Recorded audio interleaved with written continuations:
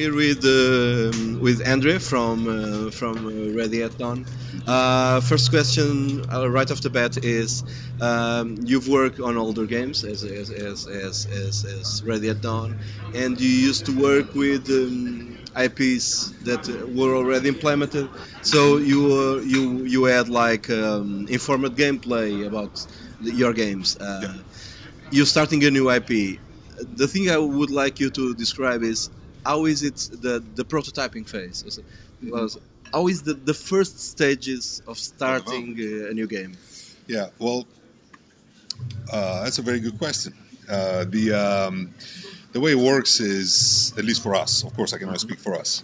Um, in when it's time for us to decide on a new project, and again, for us, it was from the beginning. 2003 was always a very deliberate growth plan that we had. It's as if we had a plan, Yeah. and the plan was to really learn, our craft in by working on other franchises that we loved already, being given the opportunity to work on these very well established and kind of reimagine them for the PSP. This gave us a chance to grow at a rate that we felt comfortable with. By 2010, we were at about 80 people, 70 people, and we felt that we had earned our place in those that attempt to create a whole new IP on their own, which is a very, very hard thing to do. Rue, for the for as long as I've known him, has always been also creating these worlds. He goes out and just writes and writes these great things, and then it goes super detailed. And most of the time, he doesn't even tell anybody. Even I don't know most of the things that he has come up with. He writes this whole world, all of the little details, and then when it was time to come up with a new project, he would present it to the team, and then we would present a few options, a few different ones. The one that got the team excited, that was always been the thing. Even when we went from Daxter to God of War, for example, it was just because Daxter 2 seemed such an obvious thing to do. Yeah. But when we presented God of War, everybody went, yeah, let's do that. It's time to experiment. You want to be, you can't do the same thing over and over again, right? So at this point, when we presented the idea of the order, the team just, there was a level of excitement that you could really feel in the air. Immediately, everybody responded to it. Everybody wanted to see this world. Everybody wanted to get to know these characters and make games in this environment. So what happened was the first thing we did, we developed a pitch. The pitch we presented to Sony. And at this stage, it's more of a, it's really just like slideshows of our work and ideas. But they loved it too. And again, Sony, on the creative side, they're just, in our experience, they're really an amazing partner to work with. They're very receptive even to ideas that are out there. Victorian England, alternate history things are not the stuff that the bean counters in the counters are going to tell you. That's what you need in order to sell. We need war in the Middle East or some stuff like that. So Sony, on the other hand, immediately was very enthusiastic, and they're right on board. They were incredibly supportive, and the project started. And then from there, what you do is you really start to experiment on, every aspect of what you think the game is going to be like. Did it start like a third person, or did you absolutely. trial and error? No. It was from the beginning. It was, on one side we were trying to leverage some of the expertise we got from, we recreated all of the God of War mechanics on our own. Every one of the games that we did before, even though we're set in other franchises, nothing of it was based on on the originators of the IP. Everything was redone from scratch, which of course was also a way for us to really learn what not to do and how to implement certain types of things. Combat in God of War is a very, very challenging, visceral thing. And it is, and there's technical a reason. Challenging. There are many, many small details that put all together really make a huge difference to how the combat feels. In this case, it was decided from the beginning that we would go for a shooter, third-person action. One of the main driving forces, in fact, the game director for this game is Dana Jen.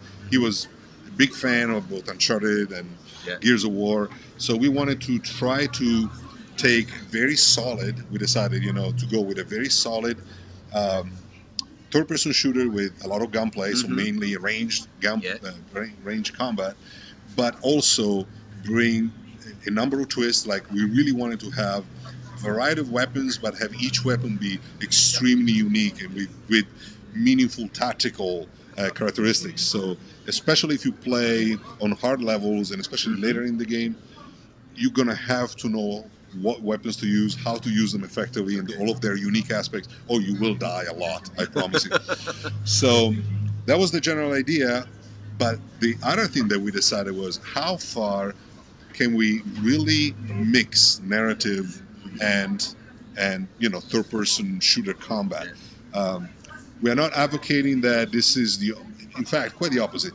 One of the most fascinating things for us is just the incredible range of possibilities that games offer to that. I don't think there is any other medium where you can go from, the simplest, and I don't mean it in a negative way. Simple is harder than hard. The simplest, most abstracted little puzzle game that is super fun on a mobile platform, all the way to GTA 5, which is this colossus that is just amazing.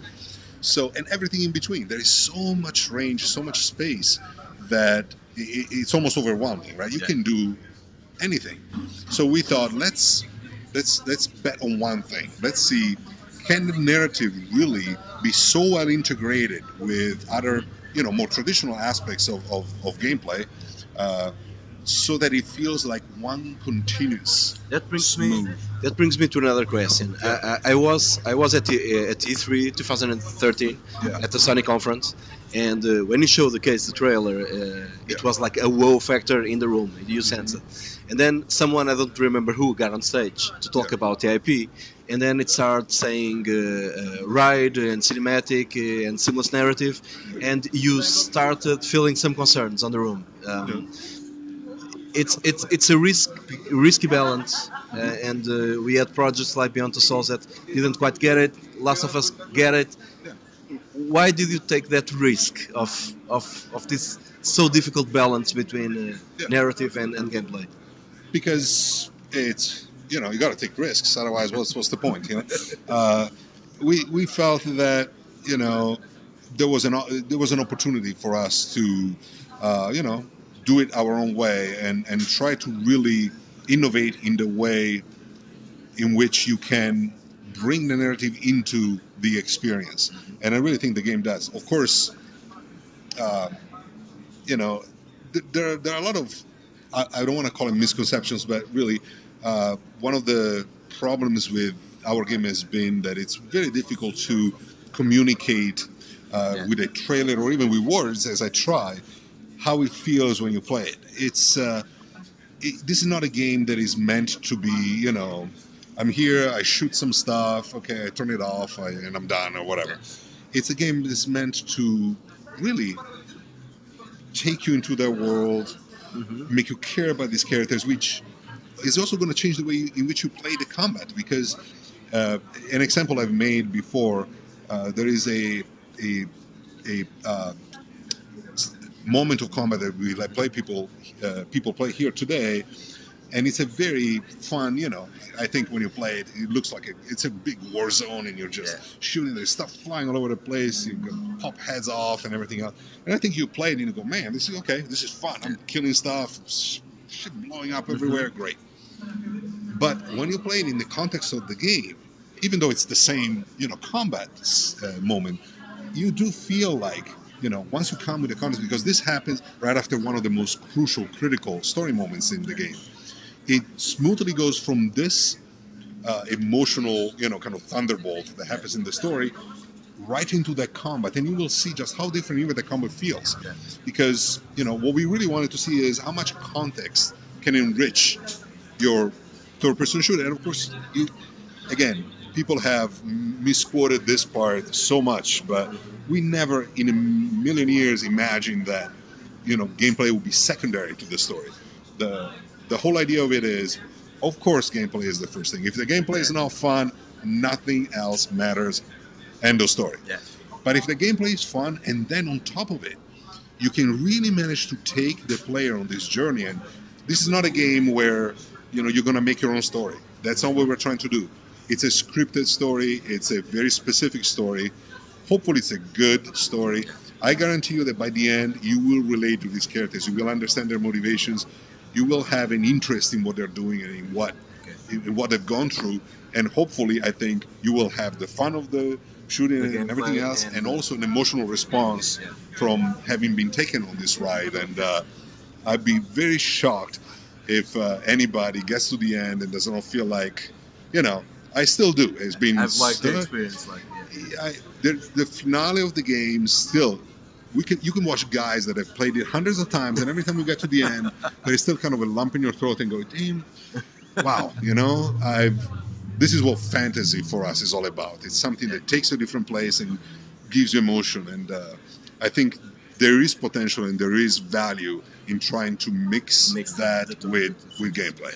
I have one last question for you. Of course, I'm not judging that interruption of gameplay with cutscenes because we are playing demos and I'm not seeing the full piece, so the full narrative and the arc. So we can't judge by that in this moment. But one thing I've played in the two demos was that. I have to congratulate you because the guns feel incredible. Thank you. The feedback, the user feedback, the feedback they gave us is incredible. And you're playing with fantasy weapons, so how do you reach that? How do you? Because you know how an AK-47 probably works, but you are playing with fantasy, and what I feel was a great feedback, an incredible feedback from the guns. How do you do that with fantasy weapons? I know it sounds like a broken record, but it's a lot of work. You have these guys we have guys that are so knowledgeable on guns and weapons and so forth, and then we have the guys that have designed the combat are Dana Jen and Eric Williams. Eric Williams was one of the lead designers on the combat for God of War. Dana did the God of War stuff there. And they understand, or at least they certainly, I think, it's a kind of craft that is hard to explain on paper. They have a sense for it, and some people do. Instinct, yeah. They have an instinct. They know and sometimes it's completely not obvious, like the amount of recoil and so forth in some of these guns. Some people will go, well, it feels imprecise. Yes, and that's the interesting part about it. It's a gun that has the recoil, that it's drawback. It's all about balancing, each one of them so that each one has pros and cons and feels like a real unique weapon, not just a bunch of variations on the same thing. So it's just artists. They dedicate their life to refining that, and when they succeed, I think you end up with a game that just feels satisfying. You don't even understand why, but it feels satisfying to play and use. Andrea, thank you for the interview. I hope the game has the best results, and I hope this is the beginning of a franchise. Okay, I hope so too, and I hope you'll enjoy it. Thank you. Thank you, sir. Thank you, Andrea. My pleasure. Psst.